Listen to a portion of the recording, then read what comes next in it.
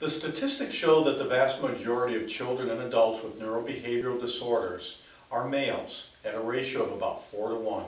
Why is this? To understand why males are favored over females when it comes to neurobehavioral disorders, we need to go back to the beginning and understand the developing brain.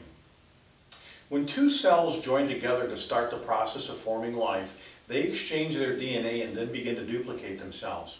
Eventually you have a mass of cells that all look the same for the most part. At some point in time, these cells go through a process of differentiation and begin to form the various parts of the human body. In this process of differentiation, the very first thing to form are the brain and the spinal cord. This is necessary to provide a communication pathway to direct the rest of the process of forming life. As the brain begins to unfold, it reaches an amazing growth rate of up to 250,000 neurons per minute at times. And it creates billions of neurons with hundreds of trillions of connections between them. The brain develops the more primitive areas such as the brainstem first and the cortex last. Our brain is divided into a right and a left hemisphere, and unlike other animals, the hemispheres are asymmetrical, with each half firing with independent and unique responsibilities. This distribution of function to one side of the brain is called lateralization. For instance, language and verbal skills are a function of the left hemisphere in an area called Broca's speech area and Wernicke's area. Lateralization is unique to humans because of our larger cortex when compared to other animals. Lateralization gives us a dominant hand, eye, foot, and ear, and allows for our brain to operate more effectively than any other creature on Earth. In humans, the male brain is less symmetrical than the female brain, with the right hemisphere being larger. This places an importance on the right hemisphere in male brains more so than females.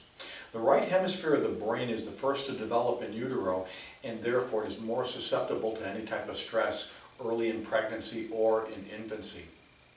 This helps to explain why the vast majority of children with neurobehavioral disorders are males with deficits in function in the right hemisphere of the brain. As the infant begins to develop control of muscle, it occurs in a top-down fashion with control of the head and neck muscles first, arm, hand, and trunk muscles second, and leg muscles last. Also, the muscles for posture are controlled by the right brain, and they develop before the muscles of fine motor control, which are controlled by the left brain. As the infant rolls over, lifts their head, crawls, and eventually learns to walk, the motor and sensory systems mature and coordination improves. This development in the stages of motor and sensory system is vital to the development of cognition, and without the proper sequence and completion of development, cognition and learning suffers. These problems are correctable based on neuroplasticity, or the constant moldability of neurons throughout life. With proper identification of the functional disconnect within the brain, intervention with the appropriate forms of stimulus can significantly improve or completely correct the underlying problem. Since motor and cognitive dysfunction often coexist, improving one affects the other positively. If your child has a problem that has not responded to conventional treatment, call our office to schedule a free consultation to see if we can help them. If we accept them into our program, you will be giving your child their life back. If you'd like to learn more about what we do, you can reserve a seat at our next in-office workshop where I explain everything in detail.